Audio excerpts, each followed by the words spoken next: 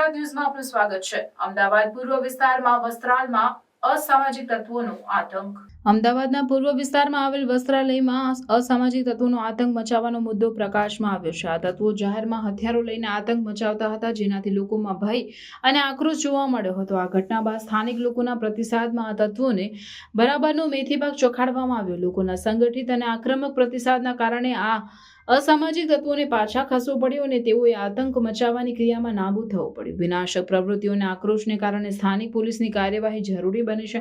પોલીસના જણાવ્યા અનુસાર અસામાજિક તત્વોનો પકડો કરી લીધો છે અને તેમની સામે કડક કાયદેસર પગલાં લેવામાં આવી રહ્યા છે। સ્થાનિક લોકોએ કહ્યું કે આ પ્રકારની ઘટનાઓએ લોકોમાં ભય પેદા કર્યો છે અને તેઓએ તેના નિરાકરણ માટે સરકાર અને પોલીસ તંત્રની સહાયતા માંગી છે। તેઓએ ઉમેર્યું કે આ સ્થિતિમાં સુરક્ષા વધારવી જરૂરી છે અને તાત્કાલિક પગલાં લેવા જરૂરી છે।